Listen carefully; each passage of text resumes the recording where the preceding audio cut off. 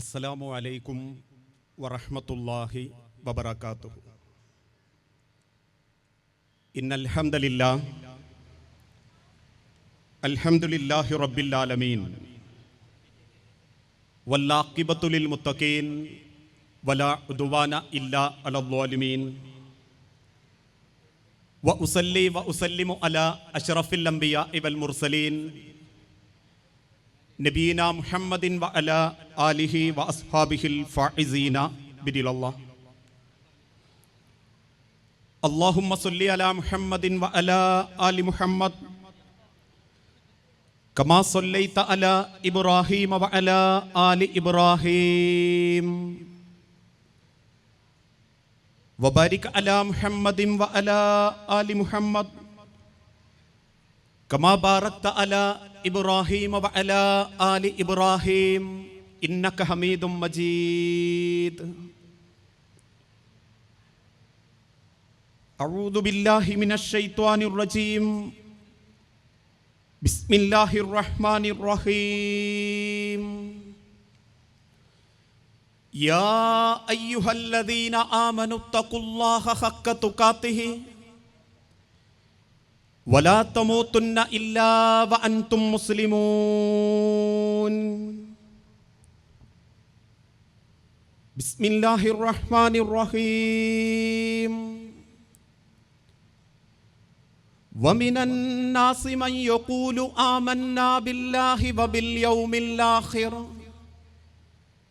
വമാ ഹും ബിമുഅ്മിനീൻ. റബ്ബി ശ്റഹ് ലി സുദ്രി വയസ്സിർ ലി അംരി. വേദിയിലും സദസ്സിലും ഇരിക്കുന്ന ബഹുമാന്യ വ്യക്തിത്വങ്ങളെ, സ്നേഹാദരണീയരായ രക്ഷിതാക്കളെ, സഹപ്രവർത്തകരെ, വിദ്യാർത്ഥി വിദ്യാർത്ഥിനി സുഹൃത്തുക്കളെ, അള്ളാഹുവിൻ്റെ ദുനിയാവിൽ മരണം ഏത് നിമിഷവും ലഭിക്കും എന്ന ഉറച്ച വിശ്വാസത്തോടുകൂടി ഇന്നല്ലെങ്കിൽ നാളെ അള്ളാഹുവിൻ്റെ അരികിലേക്ക് മടങ്ങിപ്പോകണം എന്ന തീരുമാനത്തിൽ ജീവിക്കുന്നവരാണ് നമ്മളെല്ലാവരും. ആ ജീവിതം മനസ്സിൽ ആഗ്രഹിക്കുകയും സ്വപ്നം കാണുകയും ചെയ്യുന്നത് കൊണ്ടാണ് നമ്മുടെ ഇബാദത്തുകളും ആരാധനാപരമായ കാര്യങ്ങളും വളരെ സജീവമായി നമ്മളെ ജീവിതത്തിൽ നമ്മൾ പകർത്തുന്നതും ആ ഇബാദത്തുകളിൽ കൃത്യനിഷ്ഠത കാണിക്കുന്നതും. പക്ഷേ ഇബാദത്തുകളുടെ ഭംഗി മാത്രം പോരാ, മറിച്ച് അള്ളാഹുവിൻ്റെ കോടതിയിൽ ഈ ദുനിയാവിൽ അള്ളാഹു നൽകിയിട്ടുള്ള കുടുംബമെന്ന മഹാ സൗഭാഗ്യത്തെക്കുറിച്ചും ജീവിതത്തിന്റെ ഓരോ ഘട്ടങ്ങളിലും അള്ളാഹു നൽകിയിട്ടുള്ള ബന്ധങ്ങളെക്കുറിച്ചും റബ്ബിന്റെ മുൻപിൽ ഉത്തരം പറയുന്നവർക്ക് മാത്രമേ അവരുടെ നമസ്കാരങ്ങളും അവരുടെ ഇബാദത്തുകളും ഉപകാരപ്പെടുകയുള്ളൂ എന്ന് പഠിപ്പിക്കുകയുണ്ടായി പ്രവാചകൻ സല്ലല്ലാഹു അലൈഹി വസല്ലമ. ഒരു നല്ല കുടുംബമാകണമെങ്കിൽ, ഒരു നല്ല ദാമ്പത്യ ജീവിതം നയിക്കണമെങ്കിൽ, ഒരു നല്ല ഭർത്താവും ഭാര്യയും എങ്ങനെയാവണം, ഇണകൾക്ക് ഇസ്ലാം പഠിപ്പിക്കുന്ന രീതിയും മര്യാദകളും എന്തൊക്കെ എന്ന വിഷയത്തെക്കുറിച്ചാണ് പരിമിതമായ സമയത്തിനുള്ളിൽ ചില കാര്യങ്ങൾ നമ്മൾ പഠിക്കാനും പരിചയപ്പെടാനും ഈ സമയം ഉപയോഗപ്പെടുത്തുന്നത്. ഞാൻ എൻ്റെ വിഷയത്തിലേക്ക് പ്രവേശിക്കുന്നതിൻ്റെ മുൻപ്, ഏതാനും ചില ദിവസങ്ങൾക്ക് മുൻപ് ഞാനൊരു മയ്യത്ത് നമസ്കാരത്തിൽ പങ്കെടുക്കുകയുണ്ടായി. അപ്രതീക്ഷിതമായി ബ്ലഡ് ക്യാൻസർ വന്ന് മരണപ്പെട്ട ഒരു സ്ത്രീയുടെ, ഒരു ഭാര്യയുടെ, ഉമ്മയുടെ മയ്യത്തുമായി ഭർത്താവും മക്കളും പള്ളിയിലേക്കെത്തി നമസ്കാരത്തിന് നേതൃത്വം കൊടുക്കുന്ന സമയം ആ മയ്യത്തിന് വേണ്ടി ചില കാര്യങ്ങളൊക്കെ ചോദിക്കാൻ ആ പള്ളിയിലുള്ള ഉസ്താദ് മൈക്കുമായി ആ മയ്യത്തിന്റെ അടുത്തേക്ക് നിന്നപ്പോ ആ മയ്യത്തിന്റെ അരികിലുള്ള 70 വയസ്സിലധികം പ്രായം തോന്നിപ്പിക്കുന്ന ഒരാൾ ആ വ്യക്തിയോട് മൈക്ക് കയ്യിൽ വാങ്ങിയിട്ട് പറഞ്ഞു, എനിക്ക് ചില കാര്യങ്ങൾ എൻ്റെ ഭാര്യയ്ക്ക് വേണ്ടി നമസ്കരിക്കാൻ വന്നവരോട് സൂചിപ്പിക്കാനുണ്ട്. ആ പള്ളിയിൽ ഒരുമിച്ച് കൂടിയ ആയിരക്കണക്കിന് ആളുകൾ അത്ഭുതത്തോടെ അദ്ദേഹത്തിന്റെ വാക്കുകളിലേക്ക് ശ്രദ്ധിച്ചുകൊണ്ടിരിക്കുമ്പോൾ തന്റെ മുൻപിൽ ഒരു പായയിൽ മിമ്പറിന്റെ തൊട്ടു താഴെ കിടത്തിയിട്ടുള്ള പെണ്ണിന്റെ ശരീരത്തിന്റെ മധ്യഭാഗത്ത് നിന്ന് അദ്ദേഹം തിരിച്ചു നിന്ന മയ്യത്തിലേക്ക് നോക്കിയിട്ട് പറഞ്ഞു, എനിക്കെന്റെ റബ്ബ് ഈ ദുനിയാവിൽ തന്ന വിലമതിക്കാനാവാത്തൊരനുഗ്രഹമായിരുന്നു എൻ്റെ ഈ പാതി. ഇവളെന്റെ പാതിയാണെന്ന് പറഞ്ഞാൽ ഞാൻ എന്നോട് ചെയ്യുന്ന തെറ്റാകും. എന്റെ 95% എന്റെ പാതിയായിരുന്നു, എന്റെ പെണ്ണായിരുന്നു. എന്നിട്ട് അദ്ദേഹം കണ്ണുനീരോടെ വിതുമ്പിക്കൊണ്ട് പറഞ്ഞു, എന്റെ ഭാര്യ ആരോടെങ്കിലും പണം വാങ്ങിയിട്ടുണ്ടെങ്കിൽ, അവൾക്ക് എന്തെങ്കിലും ബാധ്യതകളുണ്ടെങ്കിൽ അതവൾക്ക് വേണ്ടിയാവില്ല, എനിക്ക് വേണ്ടിയിട്ടാവും. അതുകൊണ്ട് എന്തെങ്കിലും ബാധ്യതകളുണ്ടെങ്കിൽ നിങ്ങൾ എൻ്റെ അരികിൽ വരണം. പിന്നീട് അദ്ദേഹം വീണ്ടും സങ്കടത്തോടെ പറഞ്ഞു, ആരോടെങ്കിലും എന്റെ ഭാര്യ മുഖം കറുത്തിട്ടോ നിങ്ങൾക്കിഷ്ടപ്പെടാത്ത വല്ലതും സംസാരിച്ചിട്ടുണ്ടെങ്കിൽ ഞാൻ ഉറപ്പിച്ചു പറയുന്നു, അതും എനിക്ക് വേണ്ടിയിട്ടാവും. എന്റെ അഭിമാനം നഷ്ടപ്പെട്ടു പോകാതിരിക്കാനും ഞാൻ ഒരാളുടെ മുൻപിലും അപമാനിക്കപ്പെടാതിരിക്കാനും എന്നെ സംരക്ഷിക്കാൻ വേണ്ടിയിട്ടല്ലാതെ ഒരാളോട് പോലും എന്റെ പെണ്ണ് മുഖം കറുത്ത് സംസാരിക്കുന്നത് ഈ ആയുസിന്റെ ഇടക്ക് ഞാൻ കണ്ടിട്ടില്ല. എന്റെ ഭാര്യയ്ക്ക് അസുഖമാണെന്നറിയുന്ന നിമിഷം മുതൽ ഈ മരിക്കുന്ന ഇന്നലെ വൈകുന്നേരം വരെ ഞാൻ എൻ്റെ ഓരോ ഭക്തിനും എൻ്റെ റബ്ബിന്റെ നേരെ പ്രാർത്ഥിച്ചൊരു പ്രാർത്ഥന, റബ്ബേ, അവളെ നീ കൊണ്ടുപോകുന്നതിൽ എനിക്ക് സന്തോഷമേയുള്ളൂ. പക്ഷേ എന്നെ കൊണ്ടുപോയിട്ടാണ് അവളെ നീ കൊണ്ടുപോയിരുന്നതെങ്കിൽ എനിക്കതൊന്നും കൂടി സന്തോഷമാകുമായിരുന്നു എന്ന് പ്രാർത്ഥിച്ച ഒരാളാണ് ഞാൻ. അതുകൊണ്ട് എൻ്റെ ഭാര്യയ്ക്ക് വേണ്ടി മയ്യത്ത് നമസ്കരിക്കാൻ വന്ന എൻ്റെ കുടുംബത്തെയും എൻ്റെ പെണ്ണിനെയും ഇഷ്ടപ്പെടുന്ന ഈ മയ്യത്ത് നമസ്കരിക്കാൻ വന്ന ഓരോരുത്തരോടും ഞാനൊരു വസിയത്ത് പറയട്ടെ. നാളെ പടച്ച റബ്ബിന്റെ സ്വർഗത്തിലും എൻ്റെ ഇണയായി തുണയായി എനിക്ക് ആ പെണ്ണിനെ തരാൻ നിങ്ങൾ ദുആ ചെയ്യണം.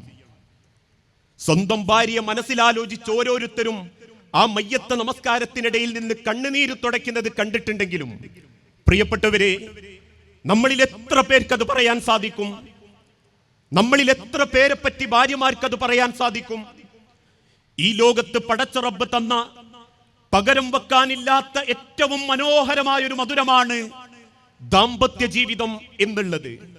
അറിഞ്ഞും മനസ്സിലാക്കിയും അള്ളാഹുവിന്റെ പ്രവാചകൻ സല്ലല്ലാഹു അലൈഹി വസല്ലമ പഠിപ്പിച്ചു തന്ന മാർഗങ്ങളിലൂടെയും നമ്മൾ ആരെങ്കിലും കുടുംബ ജീവിതത്തെ സംവിധാനിക്കുകയാണെങ്കിൽ കുടിച്ചിട്ടോ വലിച്ചിട്ടോ പരസ്ത്രീ ബന്ധത്തിലോ പരപുരുഷ ബന്ധത്തിലോ ജീവിതത്തിൽ ഒരിക്കൽ പോലും കിട്ടാത്ത ഏറ്റവും മനോഹരമായ മധുരം അത് ദാമ്പത്യ കുടുംബ ജീവിതത്തിലെ ഇണകൾ പരസ്പരം ജീവിക്കുന്നിടത്താണെന്ന് നമുക്ക് ഓരോരുത്തർക്കും തിരിച്ചറിയാൻ സാധിക്കും. പക്ഷേ ഇന്നത്തെ കാലഘട്ടത്തിൽ അതൊന്നും മനസ്സിലാക്കാൻ പലർക്കും സാധിക്കുന്നില്ല. ഈഗോയും വാശിയും പകയും മുൻവിധിയും പല കുടുംബത്തിന്റെയും സമാധാനം നഷ്ടപ്പെടുത്തിയിട്ടുണ്ട്. ഏറ്റവും വലിയ അനുഗ്രഹം ഏതെന്ന് ചോദിച്ചാൽ പോലും അത് പണമാണെന്ന് ചിന്തിച്ചുകൊണ്ട് വെപ്രാളപ്പെട്ടോടുന്ന സ്വന്തം കൂടപ്പറപ്പിനെ പോലും തിരിച്ചറിയാൻ പറ്റാത്ത ഇന്നത്തെ കാലഘട്ടത്തിൽ റബ്ബിനെ സാക്ഷി നിർത്തി കൂട്ടിക്കൊണ്ടുവന്ന പെണ്ണിനോട് പോലും പലർക്കും നീതി കാണിക്കാൻ സാധിക്കുന്നില്ല എന്നുള്ളതൊരു വസ്തുതയാണ്. എന്റെ മുൻപിലിരിക്കുന്ന ഇത്രയും സഹോദരങ്ങളോടും സഹോദരിമാരോടും ചോദിക്കട്ടെ, ഇന്ന് രാത്രി എങ്ങാനും നിങ്ങൾ തിരിച്ചു പോകുമ്പം നിങ്ങളെ മടിയിലേക്ക് നിങ്ങളെ ഭാര്യ ഭർത്താക്കന്മാർ കുഴഞ്ഞു വീണാൽ അവളുടെ നെറ്റിത്തടത്തിൽ അവന്റെ നെറ്റിത്തടത്തിൽ ഒരു ചുംബനം കൊടുത്ത് നെഞ്ചത്ത് കൈവച്ച് പടച്ച റബ്ബിനോട് പറയാൻ സാധിക്കുമോ, നാദാ, ഞാൻ എൻ്റെ ഏറ്റവും നല്ല സ്വഭാവത്തോടുകൂടി ഒരു അനീതിയും കാണിക്കാതെ എന്നിലേൽപ്പിക്കപ്പെട്ട ഒരു പിതാവിന്റെ മനസ്സിന്റെ ഭംഗി അറിഞ്ഞ് ഞാൻ എൻ്റെ ഭർത്താവിനെയും ഭാര്യയോടും കടമയും കടപ്പാടും നീതിയും കാണിച്ചിട്ടുണ്ട് റബ്ബേ.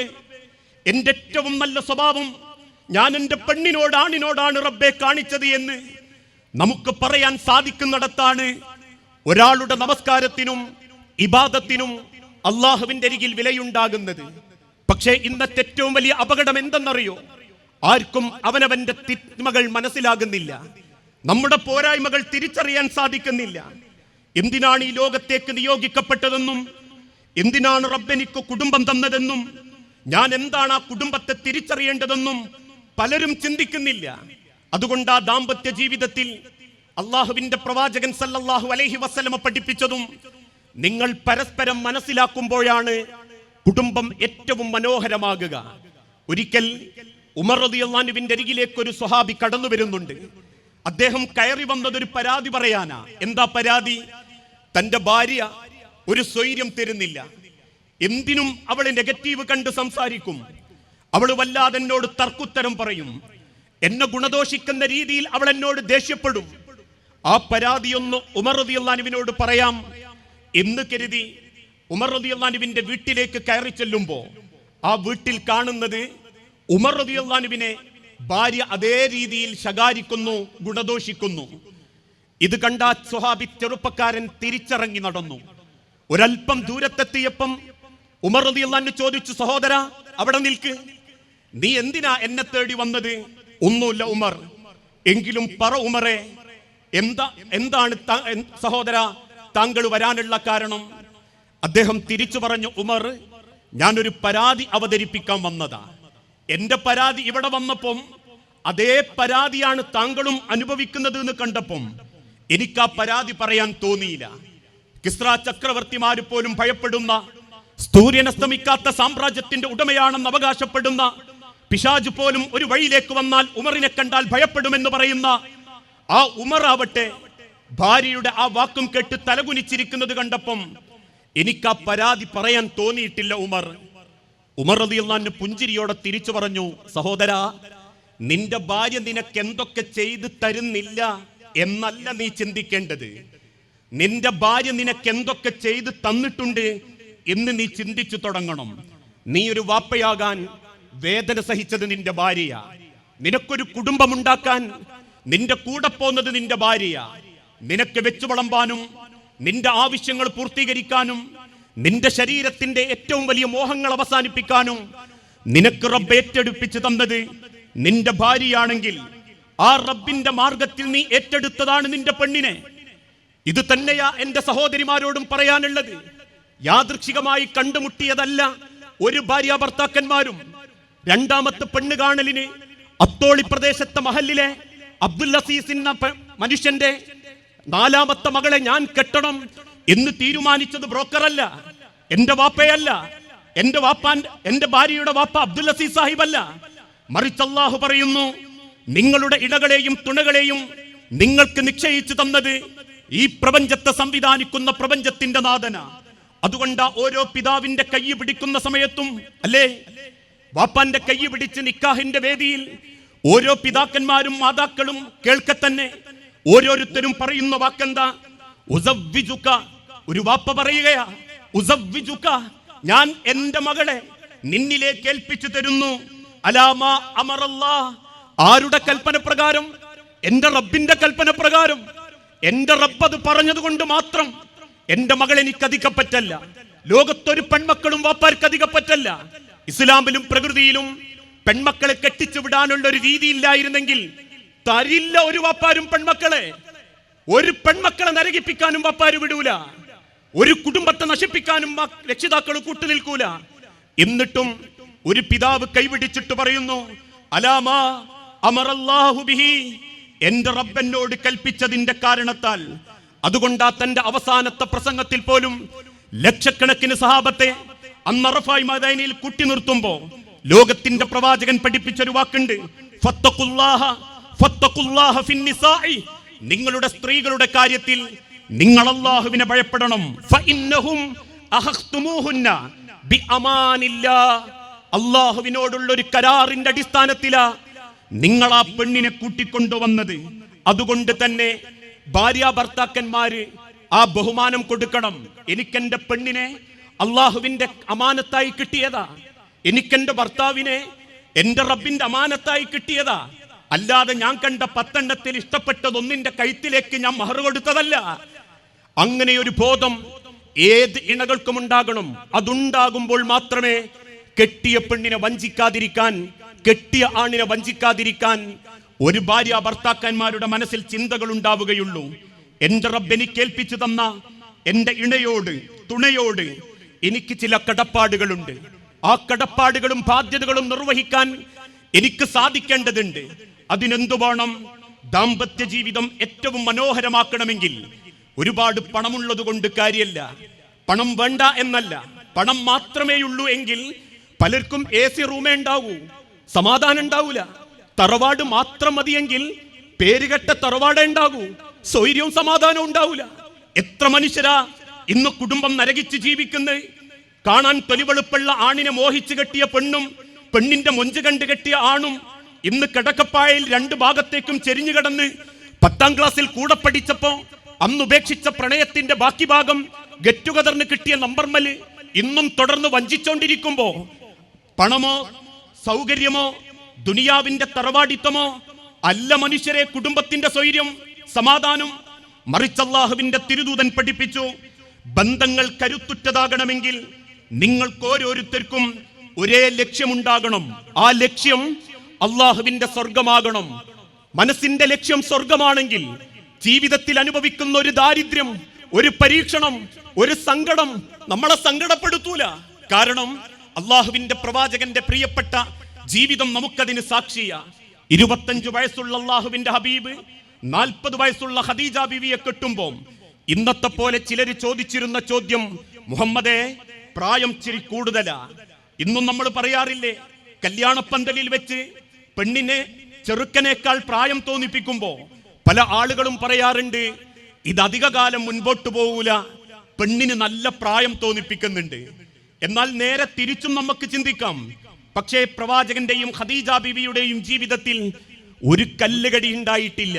മാത്രമല്ല ഖദീജ ബീവി ധനാഢ്യ, പേരുകെട്ട പണക്കാരിയ, ആദ്യം 2 തവണ വിവാഹമോചിതയാ, ആ കൂട്ടത്തിൽ മക്കളുള്ളവളാ. എന്നിട്ടും അല്ലാഹുവിന്റെ പ്രവാചകൻ ഖദീജ ബീവിയോടൊപ്പം മനോഹരമായി ജീവിച്ചു. ലോകത്തിന്റെ പ്രവാചകന് 40ാമത്തെ വയസ്സിൽ പടച്ചറപ്പിന്റെ നുബുവത്തിറങ്ങുമ്പോ ഹിറാ ഗുഹയിൽ ഏകാന്തവാസം ഇഷ്ടപ്പെട്ടിരുന്ന പ്രവാചകനെ ഒരു തർക്കുത്തരം പറയാതെ ഖദീജ ബീവി സഹായിച്ചു. ഭക്ഷണം എത്തിച്ചു കൊടുത്തു, പ്രിയപ്പെട്ടവനെ നെഞ്ചോട് ചേർത്തു പിടിച്ചു. പേടിച്ച 2 ഓടി വന്നപ്പം പിടിച്ചു മടിയിൽ കിടത്തി അല്ലാഹുവിന്റെ റസൂലിനെ ആശ്വസിപ്പിച്ചു. തന്റെ 25 കൊല്ലത്തെ ദാമ്പത്യ ജീവിതത്തിനിടയിൽ ഒരു കല്ലുകടി പോലും ആ പ്രവാചകന്റെയും ഖദീജ ബീവിന്റെയും ജീവിതത്തിൽ ഉണ്ടായില്ല. എന്തുകൊണ്ടാണെന്നറിയോ? 2 പേരുടെയും ലക്ഷ്യം അല്ലാഹുവിന്റെ സ്വർഗമായിരുന്നു. എനിക്കെന്റെ പ്രവാചകനെ സ്വർഗത്തിലെത്തിക്കണമെന്ന് ഖദീജ ബീവിയും, എനിക്കെന്റെ ഖദീജാനെ സ്വർഗത്തിലെത്തിക്കണമെന്ന് അല്ലാഹുവിന്റെ പ്രവാചകനും ഒരുമിച്ച് ചിന്തിച്ചപ്പം ലോകം കണ്ട ഏറ്റവും മനോഹരമായ ജീവിതം അല്ലാഹുവിന്റെ പ്രവാചകന് ജീവിക്കാൻ സാധിച്ചു. ഏറ്റവും ഭംഗിയിൽ ജീവിക്കാൻ സാധിച്ചു. അതുകൊണ്ടാ മരണപ്പെടുന്നതിന്റെ തൊട്ടു മുൻപ് ആയിഷ റളിയല്ലാഹു തആല അൻഹാന്റെ വീട്ടിൽ അന്തിയുറങ്ങുമ്പോ ഒരു നട്ടപ്പാതിര നേരത്ത് ആയിഷ ബീവി തന്റെ ഈത്തപ്പന ഓലയിൽ കിടക്കുന്ന പ്രവാചകനെ കൈകൊണ്ട് തടവി നോക്കി. അല്ലാഹുവിന്റെ റസൂലിനെ അടുത്ത് കാണാനില്ല. എവിടേക്കാ ഈ രാത്രി റസൂല് പോയതെന്നറിയാൻ ദേഷ്യത്തോടെ ആയിഷ റളിയല്ലാഹു തആല അൻഹ വീട്ടിന്റെ മുറ്റത്തേക്ക് ഇറങ്ങി. ആ മുറ്റത്ത് ഇരുട്ടിന്റെ മറവിൽ ഒരൽപ്പ വെളിച്ചത്തിൽ ആയിഷ ബീവി കണ്ടൊരു കാഴ്ചണ്ട്. അല്ലാഹുവിന്റെ പ്രവാചകൻ ആ മദീനത്തെ തന്റെ വീട്ടിന്റെ മുറ്റത്ത് വാ പൊത്തിപ്പിടിച്ച് കരയാ. അല്ലാഹുവിന്റെ പ്രവാചകന്റെ ശബ്ദം പുറത്തു വരാത്ത നിലക്ക് ശബ്ദം അടക്കി പിടിച്ച് റസൂല് കരയുന്നത് കണ്ടപ്പം ആയിഷ റളിയല്ലാഹു തആല അൻഹ റസൂലുള്ളാഹിന്റെ തോളത്ത് കൈവച്ച് ചോദിച്ചു, എന്താ നബിയേ, എന്താ അങ്ങക്കൊരു സങ്കടം? അല്ലാഹുവിന്റെ പ്രവാചകൻ വാ കൈയെടുത്തു മാറ്റി വിങ്ങിപ്പൊട്ടിയിട്ട് പറഞ്ഞു, ആയിഷ, ഞാൻ എന്റെ ഖദീജാനെ സ്വപ്നം കണ്ടു.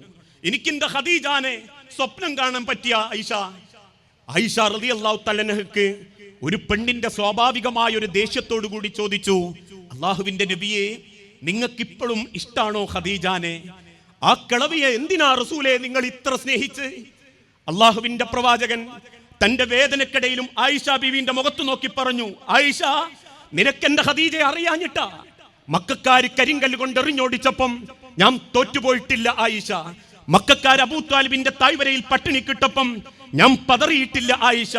പട്ടിണിയോടെ സങ്കടങ്ങളുമായി ജീവിക്കുമ്പം ഏകാന്തവാസത്തിന്റെ ഹിറാ ഗുഹയിൽ പോലും എന്നെ ചേർത്ത് പിടിച്ച് എനിക്ക് ധൈര്യം തന്നൊരു പേരുണ്ടെങ്കിൽ അതെന്റെ ഖദീജയാണ് ആയിഷ എന്ന് ലോകത്തിന്റെ ഹബീബായ നബി തങ്ങൾ പറയുന്നുണ്ടെങ്കിൽ, പ്രിയപ്പെട്ട ഓരോ ഇണകളോടും ഭാര്യാഭർത്താക്കന്മാരോടും പറയാനുള്ളത്, രണ്ടു പേരുടെയും ലക്ഷ്യം റബ്ബിന്റെ സ്വർഗമാണെങ്കിൽ ജീവിതം മനോഹര, പട്ടിണി കിടന്നാലും മനോഹര, പരീക്ഷണങ്ങളാണെങ്കിലും മനോഹര.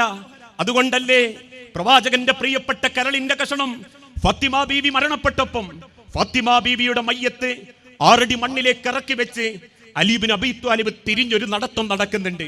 അലി ഇബ്നു അബീ ത്വാലിബിന്റെ നടത്തം കണ്ട സഹാബത്ത് പിന്നാലെ കൂടി. വെറുപ്പോ ദേഷ്യമോ എന്നറിയാതെ അലി റളിയല്ലാഹു അൻഹു ഫാത്തിമ ബീവിന്റെ മറമാടലും കഴിഞ്ഞ് മദീനത്തെ പള്ളിയിലിരുന്ന് കരയാൻ തുടങ്ങി. ആകാശത്തേക്ക് കൈകളുയർത്തി അലി ഇബ്നു അബീ ത്വാലിബ് പരാതി പോലെ പറഞ്ഞൊരു വാക്കുണ്ട്, റബ്ബേ, ഫാത്തിമ പോയതിലല്ല എന്റെ ദുഃഖം, ഫാത്തിമയില്ലാതെ ഈ ലോകത്ത് ജീവിക്കുന്ന വേദന അതൊരു വല്ലാത്ത വേദനയാണ് റബ്ബേ. ഫാത്തിമ, നീയില്ലാത്ത ദുനിയാവ് എത്രമാത്രം വേദനയാണ് ഫാത്തിമ എന്ന് മരണാനന്തരം അലി ഇബ്നു അബീ ത്വാലിബ് കരയുന്നുണ്ടെങ്കിൽ, അവർക്ക് പണമില്ല, അവർക്ക് സൗകര്യങ്ങളില്ല, വയറ് നിറച്ചൊരു ഭക്ഷണം കിട്ടിയിട്ടില്ല, ഒരു റൊട്ടിക്കഷണം കൊണ്ട് രാവും പകലും അവര് നേരം വെളുപ്പിച്ചിട്ടുണ്ടെങ്കിൽ, സഹോദരങ്ങളെ, കുടുംബത്തിന്റെ ഭംഗി പരസ്പരം ഒരേ ലക്ഷ്യത്തിലേക്ക് സ്വർഗം ആഗ്രഹിച്ച് ജീവിക്കുക എന്നുള്ളതാ. ആ ലക്ഷ്യമുണ്ടെങ്കിൽ ഒന്നും നമ്മളെ തളർത്തുകയോ പ്രയാസപ്പെടുത്തുകയോ ചെയ്യുന്നില്ല. അതിനെന്തു വേണം? നല്ലൊരു മനസ്സുള്ള ഭർത്താവാകണം, നല്ല മനസ്സുള്ള ഒരു ഭാര്യയാവണം. ഇന്ന് പലർക്കും നഷ്ടപ്പെട്ടുകൊണ്ടിരിക്കുന്നതും ആ സ്വഭാവമാ. ആളുകൾക്ക് നല്ല വ്യക്തിയാ, നാട്ടിൽ പോരാ, നാട്ടുകാരുടെ സർട്ടിഫിക്കറ്റ് കൊണ്ട് ഖബറൊരിക്കലും പടച്ച റബ്ബ് വെളുപ്പിച്ച് നൽകില്ല. നന്മണ്ട പള്ളിയിൽ എന്റെ സ്വഭാവത്തിന്റെ സർട്ടിഫിക്കറ്റ് കൊണ്ട് 10,000 മയ്യത്ത് നിസ്കരിക്കാൻ വന്നാലോ, ഇടവണ്ണ വലിയ പള്ളിയിലോ പത്തപ്പെരിയം വലിയ പള്ളിയിലോ നാടൊട്ടുക്കും മയ്യത്ത് നിസ്കരിക്കാൻ പരക്കം പാഞ്ഞ് ജനങ്ങൾ വന്നാലും എന്റെ വില അള്ളാഹു നിശ്ചയിക്കുന്നത് എന്റെ പെണ്ണിനോട് ചോദിച്ചിട്ടാണെങ്കിൽ, ഒരു മനുഷ്യന് ഈ ലോകത്ത് നേടാനുള്ള ഏറ്റവും വലിയ സമ്പാദ്യം നല്ല സ്വഭാവത്തിന്റെ ഉടമയാവുക എന്നുള്ളതാ. നാട്ടുകാർക്കിടയിൽ നല്ലവനായാൽ പോരാ, കെട്ടിയ പെണ്ണിന്റെ മുൻപിൽ നല്ലവനാകാൻ പറ്റണം. എന്റെ വില തീരുമാനിക്കേണ്ടത് എന്റെ ഭാര്യയാണെന്ന തിരിച്ചറിവോടെ ജീവിക്കാൻ സാധിക്കണം. അതല്ലേ ലോകത്തിന്റെ പ്രവാചകൻ പഠിപ്പിച്ചതും? അക്മലുൽ മുഅ്മിനീന ഈമാനൻ, ഒരു വിശ്വാസിയുടെ ഈമാൻ പൂർത്തീകരിക്കപ്പെടുന്നത് അഹ്സനുക്കും ഖുലുഖ, അവന്റെ സ്വഭാവം നന്നാവുമ്പോഴാ. ഇന്ന് പല ഭാര്യമാരും പരാതി പറയാറുണ്ട്, ആള് നല്ല ദീനിയ, കോലത്തിലും ചിഹ്നത്തിലും പള്ളി പോകുന്നതിലും, പിന്നെന്തേ അവന്റെ സ്വഭാവത്തിലുള്ള പ്രശ്നം? മൂക്കത്താ ദേഷ്യം, പെണ്ണിനെ തെറി പറയും, തല്ലും, ഒറ്റപ്പെടുത്തും, പരിഹസിക്കും, കുടുംബക്കാർക്കിടയിൽ ആ പെണ്ണിനെ പ്രയാസപ്പെടുത്തും, അതിനേക്കാളേറെ പട്ടിണിക്കിടും, മനസ്സ് വേദനിപ്പിക്കും. ഇങ്ങനെ പലതും ചെയ്യുന്നുണ്ടെങ്കിൽ അള്ളാഹുവിന്റെ തിരുദൂതൻ ഓർമ്മപ്പെടുത്തി, അഹ്സനുക്കും ഖുലുഖൻ വഖിയാറുക്കും ഖിയാറുക്കും ലിനിസാഇക്കും ഖുലുഖ, ജനങ്ങളിൽ ഏറ്റവും നല്ലവൻ തന്റെ കെട്ടിയ പെണ്ണിനോട് ഏറ്റവും മര്യാദയോടെ പെരുമാറുന്നവനാ. ഒരു ഭർത്താവിന്റെ കടമകൾ എന്തൊക്കെയാ? അധ്വാനിച്ച് ഭക്ഷണം കൊണ്ടുകൊടുക്കുക എന്നത് മാത്രമായി ചുരുങ്ങാൻ പാടില്ല.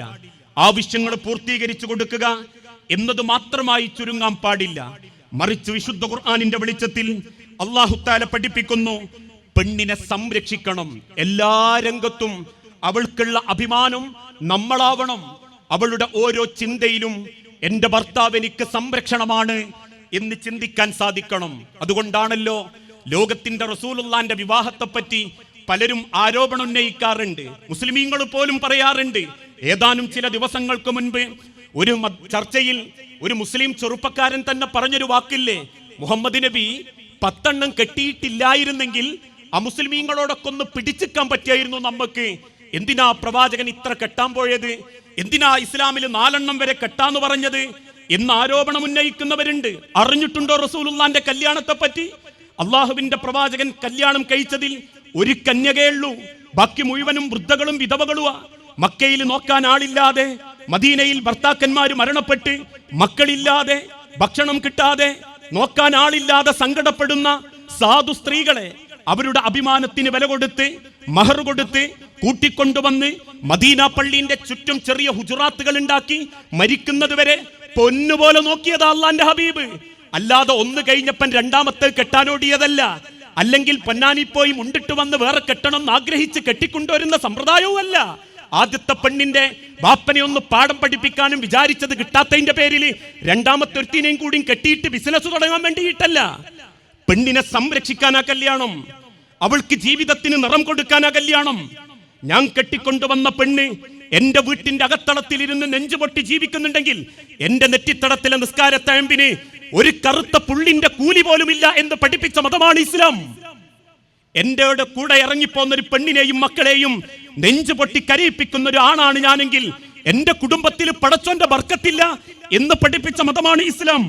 അതുകൊണ്ടാ റബ്ബ് പഠിപ്പിച്ചതും നിങ്ങളെ കുടുംബത്തിന് വേണ്ടി മക്കളെ സംരക്ഷിക്കാൻ, ഭാര്യയെ സംരക്ഷിക്കാൻ നിങ്ങൾ നടത്തുന്ന ഏത് അമലുകളും ചെലവഴിക്കലുകളും അധ്വാനവും നിങ്ങൾക്ക് സ്വതക്കയാണെന്നും ആ പെണ്ണിന്റെ വായിലേക്ക് വെച്ചു കൊടുക്കുന്ന ഒരു ചോറിന് പോലും അള്ളാന്റെ അരികിൽ സ്വതക്കന്റെ കൂലുണ്ട് എന്ന് പഠിപ്പിച്ച മതം.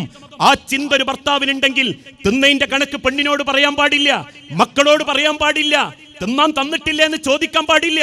കാരണം അള്ളാന്റെ ഹബീബ് ഓർമ്മപ്പെടുത്തി, വമൻ ഖുതില ദൂന അഹ്ലിഹി ഫഹുവ ഷഹീദ്.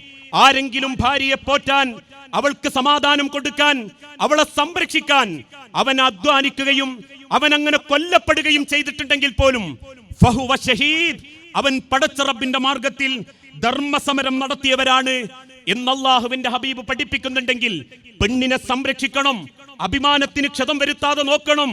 എന്റെ റബ്ബെന്നിലേക്ക് ഏൽപ്പിച്ചു തന്ന ഒരമാനത്താണ് എന്റെ പെണ്ണ് എന്ന് ചിന്തിക്കാൻ പറ്റണം. അങ്ങനെ ചിന്തിക്കുമ്പം ഞാൻ അവളെ മുൻപിൽ തോറ്റുപോകുവോ, ഞാനൊരു പെൺകോന്തനാവുമോ എന്നല്ല ചിന്തിക്കേണ്ടത്. നാളെ റബ്ബിന്റെ കോടതിയിൽ എന്നെയും അവളെയും റബ്ബ് വിചാരണക്ക് വിളിക്കുമ്പം, എന്നെ മുൻനിർത്തി പടച്ച റബ്ബ് ചോദിക്കുമ്പം അവൾക്ക് ഭക്ഷണം കൊടുത്തിട്ടില്ലേ, സംരക്ഷിച്ചിട്ടില്ലേ, സ്നേഹിച്ചിട്ടില്ലേ, കരള് പറച്ചു കൊടുത്തിട്ടില്ലേ എന്ന് റബ്ബ് ചോദിക്കുന്ന സമയത്ത് ആണ് റബ്ബേ അല്ലാഹുമ്മ അശ്ഹദ്, എന്റെ ആയുസിന്റെ ഇടയ്ക്ക് ഇതിനേക്കാളും തൊലിവെളുപ്പുള്ള പെണ്ണിനെ കണ്ടിട്ടും ഇതിനേക്കാളും ഭംഗിയുള്ള മൊഞ്ചത്തികളെ ആയിരം കണ്ടിട്ടും ഞാൻ എന്റെ കുടുംബത്തെ, എന്റെ പെണ്ണിനെ എന്റെ പ്രാണവായു പോലെ സ്നേഹിച്ചത് ഈ നിൽക്കേണ്ടി വരുന്ന അവസ്ഥയെപ്പറ്റി ആലോചിച്ചിട്ടാണ് റബ്ബേ എന്ന് പറയുന്ന ആണുങ്ങളോട് റബ്ബ് പറയുന്ന ഒരു വാക്കുണ്ട്, വമല്ലാഹു ബിഗാഫിലിൻ, അല്ലാഹുവിനറിയാം നീ ഒരു നല്ല ആണാണെന്നും നീ ഒരു നല്ല ഭർത്താവാണെന്നും.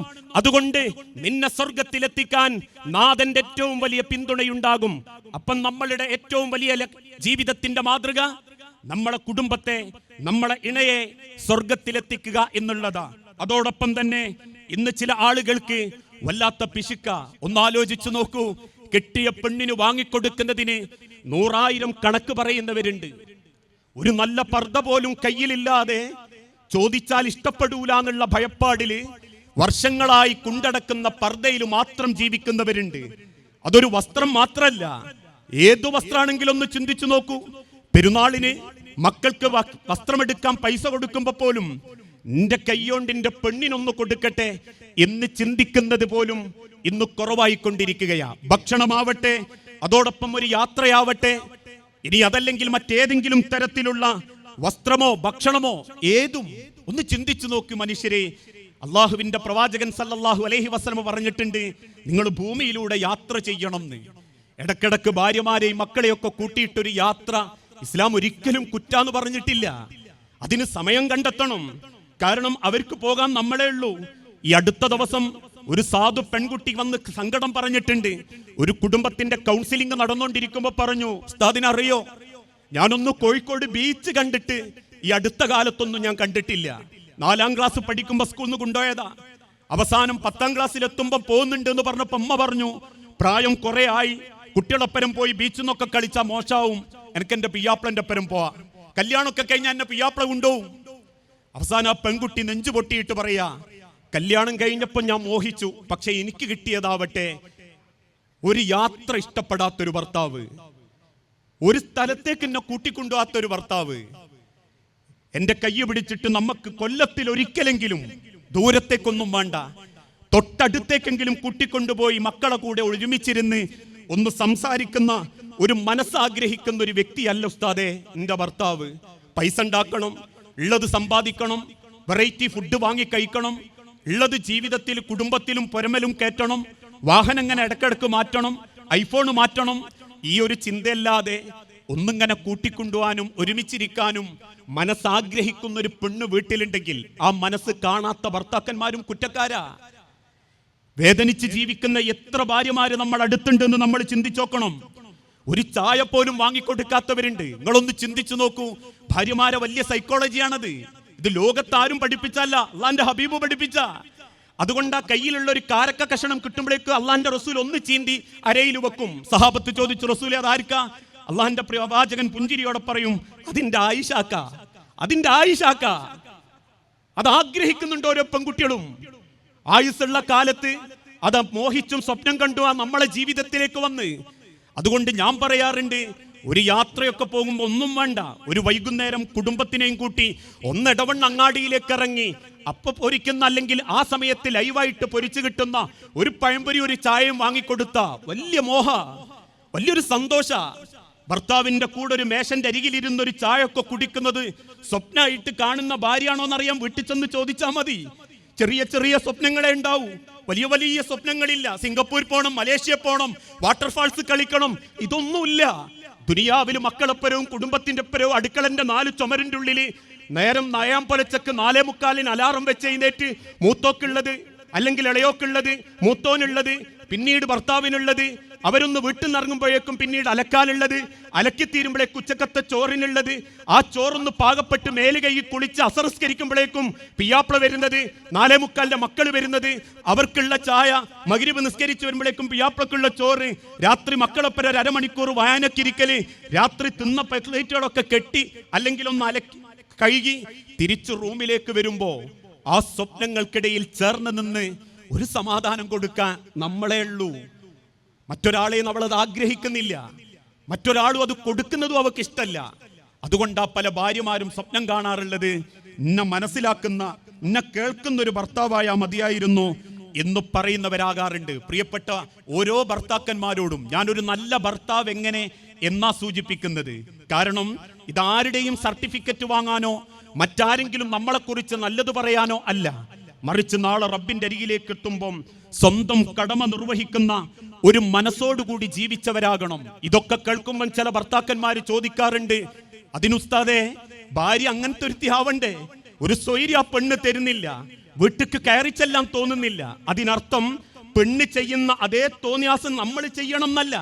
നമ്മൾ ചെയ്യുന്നതിന് ഈ ദുനിയാവിൽ തന്നെ തിരിച്ചു കിട്ടണം എന്ന് ആഗ്രഹിക്കാനും നമുക്ക് വകുപ്പില്ലെങ്കിൽ പടച്ച റബ്ബിന്റെ കോടതിയിലേക്ക് അത് നീക്കി വെച്ച് എന്റെ കടമ ഞാൻ നിർവഹിക്കുന്നു, ഈ ദുനിയാവിൽ എന്റെ പെണ്ണെനിക്കൊരു പരീക്ഷണമായിരിക്കും എന്ന് ചിന്തിക്കണം. അല്ലാതെ അവള് നന്നാവുന്നില്ല, അവൾ എന്നെ പരിഗണിക്കുന്നില്ല, ഒരു സ്വൈര്യം തരുന്നില്ല, വീട്ടിലൊരു സ്വസ്ഥതല്ല, നാവിന് നീട്ടുള്ള പെണ്ണാണ് എന്ന് കൂട്ടുകാരോടും കുടുംബക്കാരോടും പരാതി പറഞ്ഞാൽ അവനാന്റെ പെണ്ണിനെ അപമാനിക്കലും കുടുംബം നശിക്കലും മാത്രമേ അവിടെ രക്ഷയുള്ളൂ. അതിൽ നിന്നും നമ്മൾ രക്ഷപ്പെടണമെങ്കിൽ എനിക്കെന്റെ റബ്ബ് തന്നൊരു പരീക്ഷണമാകാം ഇങ്ങനെയുള്ള എന്റെ തുണ എന്ന് ചിന്തിച്ച് ആ പെണ്ണിനോടൊപ്പം നാളെ റബ്ബിന്റെ കോടതിയിൽ പടച്ചോൻ ചോദ്യം ചെയ്യപ്പെടുമ്പം ആ റബ്ബിന്റെ മുൻപിൽ എന്റെ കടമ ഞാൻ പൂർത്തീകരിച്ചു റബ്ബേ എന്ന് പറയാൻ ഞാൻ അധ്വാനിക്കുന്നു എന്ന് ചിന്തിക്കുമ്പം നമ്മളെ ജീവിതത്തിലെ നിരാശ നഷ്ടപ്പെടും. അതാണ് റബ്ബിന്റെ പ്രവാചകൻ പഠിപ്പിച്ചതും, ഇദാ അൻഫഖർ റജുലു അലാ അഹ്ലിഹി യഹ്തസിബുഹാ ഫഹുവ ലഹു സദഖത്തുൻ. ആ പെണ്ണിന് വേണ്ടി നിങ്ങൾ അല്ലാഹുവിന്റെ പ്രീതി ആഗ്രഹിച്ചിട്ടാണ് ചെലവഴിക്കുന്നതെങ്കിൽ തീർച്ചയായും നിങ്ങളതൊരു സദഖ ചെയ്തവനായി അല്ലാഹു നിങ്ങൾക്ക് പകരം തരും. അവളെ ഇന്ന് പ്രതീക്ഷിക്കണം. നല്ല റബ്ബ് പറയുന്നത്, ചെയ്തു കൊടുത്തതിനൊന്നും ദുനിയാവിൽ കണക്ക് പറഞ്ഞ് കിട്ടിക്കൊള്ളണമെന്നില്ല. കാരണം ദുനിയാവ് അങ്ങനെയാ, നല്ലത് ചെയ്താൽ തിരിച്ച് ചീത്തേ കിട്ടും. ഒരുപക്ഷെ അതൊരു പരീക്ഷണാവാം, ഒരുപക്ഷെ ചിരിച്ചാൽ തിരിച്ചു കിട്ടുന്നത് പോലും പകയും വെറുപ്പും ആവാം. അതുകൊണ്ട് സ്നേഹം നമ്മളിൽ നിന്ന് കൊടുത്തിട്ടില്ല എന്ന് പരാതി പറയാത്ത നിലക്ക് ആ സ്നേഹം കൊടുക്കാൻ നമ്മളെ കൊണ്ട് പറ്റണം. ഞാനൊന്ന് ചോദിക്കട്ടെ, ഞാൻ അവസാനിപ്പിക്കുന്നതിന്റെ മുൻപ് എൻ്റെ സഹോദരങ്ങളോട്, ജീവിതത്തിൽ എപ്പോഴെങ്കിലും ഞാൻ പറയാറുണ്ട്, 40 വയസ്സായി എനിക്ക്, മൂത്ത മകള് 10ാം ക്ലാസ്സിലാ, ഒരു 5 or 6 കൊല്ലം കൂടി കഴിഞ്ഞാൽ ഞാൻ അവളെ കെട്ടിച്ചു വിടേണ്ടതാ.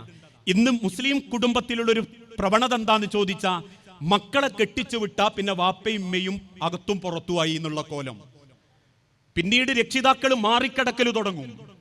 അതല്ലെങ്കിൽ അതോടൊപ്പം തന്നെ ഞാനൊക്കെ പറയാറുണ്ട്, ചില മക്കള് വാപ്പനെയോ അല്ലെങ്കിൽ ഉമ്മനെ മാത്രം ഗൾഫ് കൊണ്ടുപോകും, വാപ്പ നാട്ടിലോ എന്ന് നടക്കുന്നുണ്ടാവും.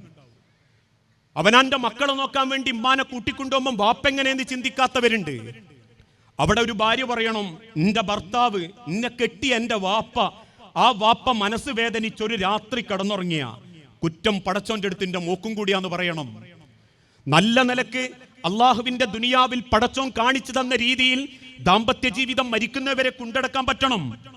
അതുകൊണ്ട് ആ കെട്ടിയ പെണ്ണിനോട് ഒന്ന് ചിന്തിച്ചു നോക്കൂ. ഇക്കഴിഞ്ഞൊരു മാസത്തിന്റെ ഇടക്ക് മക്കളൊന്നും ഇല്ലാത്തൊരു സമയത്ത് എത്ര പ്രായമുണ്ടെങ്കിലും ശരി, ഒന്ന് ഭാര്യനെ അടുത്ത് വിളിച്ചിട്ട് നിങ്ങളൊന്ന് പറഞ്ഞു നോക്കൂ, കൈ പിടിച്ചിട്ട്, എനിക്കെന്നെ ഒരുപാട് ഇഷ്ടമാണ് കേട്ടോ, പടച്ചോന്റെ സ്വർഗത്തിലെത്തുമ്പം അള്ളാഹുവിന്റെ മുൻപിൽ നിനക്ക് വേണ്ടി ഞാൻ പറയും, അല്ലെങ്കിൽ പടച്ചോൻ എന്നോട് ചോദിക്കുകയാണെങ്കിൽ എൻ്റെ സ്വഭാവത്തിൽ ഞാൻ തൃപ്തയാ, എനിക്കെന്നെ ഒരുപാട് ഇഷ്ടമാണെന്ന് പറയുന്ന മനസ്സുകൊണ്ട് നിങ്ങൾ ആലോചിച്ച് നോക്കൂ. ഈ ക്ലാസിന്റെ പിന്നിൽ എവിടെയെങ്കിലും നിങ്ങളെ ഭാര്യമാരുണ്ടെങ്കിൽ ക്ലാസ് കഴിഞ്ഞ് വണ്ടി കയറുന്നതിൻ്റെ ഇടക്ക് ആരും ഇല്ലെങ്കിലും ഒന്നോളെ കൈ പിടിച്ചിട്ടൊന്ന് പറയണം, എനിക്കെന്നെ ഒരുപാട് ഇഷ്ടമാണ്. ഇന്ന് ചില ആളുകൾക്ക് തെറ്റിദ്ധാരണയുണ്ട്, ഐ ലവ് യു എന്നൊക്കെ പറയേണ്ടത് സ്കൂളിൽ പഠിക്കുന്ന അല്ലെങ്കിൽ കോളേജിൽ പഠിക്കുന്ന ചെറുപ്പക്കാരനോട് പറയലാന്നാ. അല്ല, അവനാന്റെ കെട്ടിയോൾ അടുത്ത് വിളിച്ചിട്ട് പറയണം, ഇന്ന് ഈ കാണുന്ന 3-4 മക്കൾ വാപ്പാന്നും വിളിച്ചിന്റെ പിന്നാലെ വരുന്നുണ്ടെങ്കിൽ, ഞാനൊരു വാലറ്റോനല്ലാന്ന് സമൂഹം പറയുന്നുണ്ടെങ്കിൽ, നാളെ പടച്ചോന്റെ അടുത്തേക്ക് ജീവിക്കുന്നതിൻ്റെ ഇടയ്ക്ക് എനിക്ക് സമാധാനം തരാൻ എൻ്റെ മക്കൾ എനിക്ക് എൻ്റെ കുടുംബത്തിലുണ്ടെങ്കിൽ, ആ മക്കൾക്ക് വേണ്ടി പ്രാണന്റെ വേദന സഹിച്ചെൻ്റെ പെണ്ണെ എനിക്കെന്നെ ഒരുപാട് ഇഷ്ടാടി എന്ന് കേൾക്കാൻ ആഗ്രഹിക്കുന്ന എത്ര ഭാര്യമാരുണ്ട് എന്നറിയോ? അത് കേൾക്കാൻ ആഗ്രഹിക്കുന്ന നമ്മളെ നാവുന്നത് കേൾക്കാതാകുമ്പോ പലപ്പോഴും അവർ സങ്കടപ്പെടാറുണ്ട്. അതുകൊണ്ട് തന്നെ ആ സ്നേഹം കൊടുക്കുന്നവൻ അതോടൊപ്പം തന്നെ കെട്ടിയ പെണ്ണിനെ അടിക്കാൻ പാടില്ല. അള്ളാഹുവിന്റെ പ്രവാചകൻ സല്ലല്ലാഹു അലൈഹി വസല്ലമയെ പറ്റി ഭാര്യമാര് പറയുന്നില്ലേ, മാ ലറബഖത്തുൻ, ഒരു ഭാര്യനെ പോലും അള്ളാഹുവിന്റെ റസൂൽ തല്ലിയിട്ടില്ല. ഇപ്പോഴും സ്വന്തം പെണ്ണിനെ തല്ലുന്നവരുണ്ട്, പേടിച്ച് ജീവിക്കുന്നവരുണ്ട്. കയ്യിലും കാലിലും മുറിവ് പറ്റി അടിയുടെ പ്രാണന്റെ വേദനയോടുകൂടി അതേ ഭർത്താവിന് ഒറ്റിക്കൊടുക്കാതെ സ്വന്തം വാപ്പാനെ മാത്രം ചിന്തിച്ച് തിരിച്ചുപോയ വാപ്പയുമ്മയും കരയല്ലോ എന്നുള്ള പേടിയുണ്ട് മക്കളെ മുൻപിൽ അഭിനയിച്ച് ജീവിക്കുന്ന ഭാര്യമാര് നമ്മളെ വീട്ടിലുണ്ട്. ആ ഭാര്യനോട് ചെയ്യുന്നതിന് ദുനിയാവിൽ ഒരാൾ പകരം ചോദിച്ചിട്ടില്ലെങ്കിലും പടച്ചോൻ പറഞ്ഞൊരു വാക്കുണ്ട്, നാളെ റബ്ബിന്റെ കോടതിയിൽ അവളെ കണ്ണൊന്ന് വേദനിച്ചിട്ടുണ്ടെങ്കിൽ, അവളെ കണ്ണൊന്ന് നിറഞ്ഞിട്ടുണ്ടെങ്കിൽ, അവളെ ശരീരമൊന്ന് നൊന്നിട്ടുണ്ടെങ്കിൽ, 10-20 കൊല്ലം പ്രാണനെ പോലെ ഒരു വാപ്പയുമ്മയും പൊഴറ്റി വളർത്തിക്കൊണ്ടുവന്ന് നിന്റെ കയ്യിലേക്ക് ഏൽപ്പിച്ചു തന്ന പെണ്ണിനെ നീ സങ്കടപ്പെടുത്തിയിട്ടുണ്ടെങ്കിൽ നീ ഉറപ്പിച്ചോ, നിനക്ക് പടച്ച റബ്ബിന്റെ കോടതിയിൽ മാരകമായ ശിക്ഷകൾ അനുഭവിക്കേണ്ടി വരും. അതുകൊണ്ട് ആ പെണ്ണിനെ തല്ലരുത് എന്ന് പറയുന്നത്, തെറി വിളിക്കരുത്. ഇന്നെന്തൊക്കെ തെറിയാ വിളിക്കുക. ഓരോരുത്തരും പരാതി പറയാറുണ്ട്, വാ തുറന്നാ പിന്നെ കായും പൂവും. ഇങ്ങനെ പറയുന്നതിന് എനിക്ക് വിഷമമുണ്ട്. മരിച്ചോയ വാപ്പാനെ പറയും, സാധു എന്നോ മരിച്ചോയതായിരിക്കും, കല്യാണം കഴിഞ്ഞിട്ട് കുറച്ച് കാലം മുൻപോ അല്ലെ കല്യാണത്തിന് ശേഷമോ മരിച്ചോയതാണെങ്കിലും സ്വന്തം വാപ്പനെയൊക്കെ മരിച്ചോയ വാപ്പാരെയൊക്കെ മുഖത്ത് നോക്കി പറയാന്ന് പറഞ്ഞാലേ അവനാന്റെ നേരെ അത് പറയുമ്പോഴേ നമുക്കൊക്കെ അതിൻ്റെ ഒരു വേദന വരും. ഒരു പക്ഷേ പെണ്ണിനോട് അത് പറയുമ്പോൾ തിരിച്ചു പറയൂല, തിരിച്ചു പറയാനോള നാവ് പൊന്തൂല. പക്ഷെ നമ്മളെ നേരെ മറ്റൊരാളത് പറയുമ്പോൾ നമ്മളെ നെഞ്ചത്ര പെടയുന്ന് ചിന്തിക്കണം. നമ്മൾ കൂട്ടിക്കൊണ്ടുവന്ന് സപ്രപഞ്ചക്കട്ടിലിൽ സ്വർഗീയ സുഖം കൊടുത്ത് വളർത്തുന്ന മോളാണെങ്കിലും ശരി, ഭാര്യയാണെങ്കിലും ശരി, സ്വന്തം വാപ്പാനെയൊക്കെ തെറി പറയുമ്പം ഏത് പെണ്ണിന്റെ നെഞ്ചകം ഒന്ന് പൊള്ളുന്നുണ്ട്, ഏതുമ്മാനെ കുറ്റം പറയുമ്പോഴും മനസ്സൊന്ന് പെടയുന്നുണ്ട്. അതുകൊണ്ടാ വലാ തഹ്ജുർ, ഇല്ല തീർച്ചയായും അവരുമായിട്ട് നിങ്ങൾ പിണങ്ങി നിൽക്കരുതെന്നും, ഫലാ തദ്രിബ് വജ്ഹ വലാ തുകബ്ബിഹ്, അവരെ മുഖത്തടിക്കുകയോ അവരെ തെറി വിളിക്കുകയോ ചെയ്യരുത് എന്ന് ഹബീബുന റസൂലുള്ളാഹി സല്ലല്ലാഹു അലൈഹി വസല്ലം ഓർമ്മപ്പെടുത്തുന്നത്. ഒരുകൊണ്ട് നല്ലൊരു ഭർത്താവാകുക എന്ന് പറഞ്ഞാൽ യാതൊരു പൈസ ചെലവുമില്ല, മനസ്സോർന്ന് അങ്ങ് സ്നേഹിച്ചാൽ മതി. പരസ്പരം സ്നേഹിക്കുന്ന, കെട്ടിയ പെണ്ണിനെ മനസ്സിലാക്കുന്ന, മനസ്സറിഞ്ഞ് ജീവിക്കുന്ന നല്ലൊരു തുണയാവാൻ, സ്വന്തം നെഞ്ചോട് ചേർത്ത് പിടിച്ച് ആശ്വാസ വാക്കുകൾ കേൾക്കാൻ ഒരുപാട് ഭാര്യമാർ ആഗ്രഹിക്കുന്നുണ്ട്. അതുകൊണ്ടാ പലപ്പോഴും ഭർത്താവിൻ്റെ അടുത്ത് നിന്ന് കിട്ടാത്തത്. ഏതോ ഒരുത്തൻ ഹായും കൂയും അയച്ച് സുഖാണോ അറിയോ ഓക്കെ എന്നൊക്കെ ചോദിക്കുമ്പോഴേക്കും ഒരു പെണ്ണങ്ങ് വീണു പോകുന്നത്. വാക്കുകളിലൂടെ പ്രണയം കണ്ട് വാക്കുകളിലൂടെ സമാധാനം കണ്ടെത്താൻ പറ്റുന്ന ഒരു സൃഷ്ടിയാ തൻ്റെ ഇണ, ഭാര്യ. അത് നമുക്ക് കൊടുക്കാൻ പറ്റിയിട്ടില്ലേ? നമ്മൾ മത്സരിച്ച് ദുനിയാവുണ്ടാക്കി വെച്ചാലും പടച്ചോന്റെ അടുത്ത് നമ്മൾ വലിയ കുറ്റവാളികളാകും. അതോടൊപ്പം പ്രിയപ്പെട്ട ഭാര്യമാരോട്, ഓരോ ഭർത്താക്കന്മാരിലും ഒരു ഭാര്യ ഏറ്റവും വലിയ അടയാളമുണ്ടാക്കേണ്ടത് അവളുടെ സമാധാനത്തിന്റെ സന്ദേശം കൊടുത്തിട്ടാവണം. ഒരു ഭാര്യയുടെ ഏറ്റവും വലിയ ഭംഗി അവൾ തേച്ചുമിനിക്കുന്ന അവളുടെ മുഖഭാവത്തിലോ ധരിക്കുന്ന വസ്ത്രത്തിലോ ആഭരണത്തിലോ അല്ല. ഒരു ഭാര്യയുടെ സൗന്ദര്യം അവളുടെ ഭർത്താവ് അനുഭവിക്കുന്ന സമാധാനത്തിലാ. ഏതുയർച്ചയിലും താഴ്ചയിലും ഭർത്താവിന്റെ കൂടെ നിൽക്കണം. നേരത്തെ പ്രസംഗത്തിൽ സൂചിപ്പിച്ചതുപോലെ കയ്യിലൊരു കപ്പലണ്ടിയുടെ കവറുമായി ഒരാണ് റോഡ് വക്കിൽ വെയിൽ കൊള്ളുന്നുണ്ടെങ്കിൽ ഉമ്മാരെ അത് നിങ്ങൾക്ക് വേണ്ടിയാ. ഈ ഇരിക്കുന്ന ഓരോ പെൺമക്കളും ഭാര്യമാരും ഒരാണിന്റെ നെഞ്ചിന്റെ ബലത്തിലാ ജീവിക്കുന്നത്. നെഞ്ചും വിരിച്ചു നിന്ന ഒരാണിന്റെ തണലിന്റെ ഭംഗിയെ നിങ്ങളെ മുഖത്തുള്ള സ്വൈര്യവും സമാധാനവുമെങ്കിൽ ആ ആണിന്റെ മനസ്സറിയാൻ പറ്റണം, ചേർത്ത് നിർത്താൻ പറ്റണം, വേദനകളെ ആശ്വാസ വാക്കുകളാക്കി കൊടുക്കാൻ പറ്റണം. ധിക്കരിക്കുന്ന മക്കൾക്ക് മുൻപിൽ മക്കൾക്ക് വാപ്പാന്റെ ബോധമുണ്ടാക്കി കൊടുക്കണം. വാപ്പാന്റെ കരളും വാപ്പാന്റെ പ്രാണനും വാപ്പാന്റെ ചോരയും നീരുമാണ് മക്കളെ നിങ്ങൾ ആയുസ് എന്ന് ബോധ്യപ്പെടുത്തി കൊടുക്കണം. ഒരു രൂപ കളയുമ്പം, ഒരു രൂപ നശിപ്പിക്കുമ്പം വാപ്പാന്റെ ചോര നശിപ്പിക്കുന്നതിന് സമമാണെന്ന് മക്കൾക്ക് ബോധ്യപ്പെടുത്തി കൊടുക്കണം. വാപ്പ പൊട്ടനല്ല, പൊട്ടനായി വേഷം കെട്ടുന്നവനാ. വാപ്പ ഒരിക്കലും കരയാത്തവനല്ല, നിങ്ങൾ അറിയാതെ കരയുന്നവനാ. വാപ്പാക്ക് വേദന ഇല്ലാഞ്ഞിട്ടല്ല, വാപ്പ നിങ്ങൾ അറിയാതെ വേദന സഹിക്കുന്നവനാ. വാപ്പാക്ക് ടെൻഷൻ ഇല്ലാഞ്ഞിട്ടല്ല, നിങ്ങൾ സങ്കടപ്പെടാതിരിക്കാൻ ടെൻഷന്റെ ഭാണ്ഡങ്ങൾ നെഞ്ചിനുള്ളിൽ കൊണ്ടു നടക്കുന്നവനാ.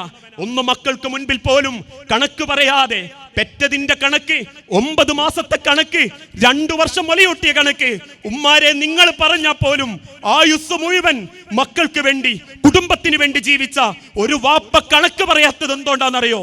അവനറിയാം പടച്ചോൻ ഏൽപ്പിച്ചതാ അവനെ കുടുംബമെന്ന്. ആ ചിന്തയിൽ ഒരാണ് കുടുംബം കൊണ്ടടക്കുമ്പം അവന്റെ നെഞ്ചോട് ചേർന്ന് സമാധാനം കൊടുക്കാൻ പറ്റണം. അതേ റബ്ബും പറഞ്ഞിട്ടുള്ളൂ, ഫസ്വാലിഹാത്തു കാനിതാത്തുൻ. നല്ല പെണ്ണെന്നാൽ ഭർത്താവിനെ അനുസരിക്കുന്നവളാ, ഭർത്താവിന്റെ മനസ്സറിയുന്നവളാ, ഭർത്താവിനോട് ചേർന്ന് നിൽക്കുന്നവളാ. അതല്ലേ വിശുദ്ധ ഖുർആനിന്റെ വെളിച്ചത്തിൽ അള്ളാഹുവിന്റെ പ്രവാചകൻ പഠിപ്പിച്ചതും. ഇദാ സല്ലൈത്തുൽ മർഅത്തു, ഒരു പെണ്ണ് നമസ്കരിക്കുകയും 5 വക്ത് നമസ്കരിക്കുകയും വസാമത്ത് ശഹ്റഹ, അള്ളാഹുവിന്റെ പരിശുദ്ധ റമളാൻ മാസത്തിൽ നോമ്പനുഷ്ഠിക്കുകയും വഹഫിലത്തു ഫർജഹ, അവളുടെ ഗുഹ്യാവയവം സൂക്ഷിക്കുകയും ചെയ്താൽ, വഅതാഅത്ത് സൗജഹ, അവളുടെ ഭർത്താവിനെ അനുസരിക്കുകയും ചെയ്താൽ, ഉദ്ഖുലിയൽ ജന്ന, റബ്ബ് അവളോട് വിളിച്ചു പറയും, നീ സ്വർഗത്തിൽ പ്രവേശിച്ചോ. നമസ്കരിച്ച് നോമ്പ് നോറ്റ് ഗുഹ്യാവയം സൂക്ഷിച്ചാൽ മാത്രം പോരാ, നിന്റെ ഭർത്താവിനെ നീ നോട്ടം കൊണ്ട് തൃപ്തിപ്പെടുത്തണം. ഇതാ നളർത്ത ഇലൈഹ, അയാൾ എന്റെ നേരെ ഒന്ന് നോക്കി, സർറത്തുക, അയാൾക്കൊരു സന്തോഷം ഉണ്ടാവണം. അള്ളാഹുവിന്റെ പ്രവാചകൻ തിരിച്ചു വീട്ടിലേക്ക് വരുമ്പോ ഭാര്യമാർ ഒരുങ്ങി നിൽക്കായിരുന്നു എന്നാ, ഒന്നിനുമല്ല.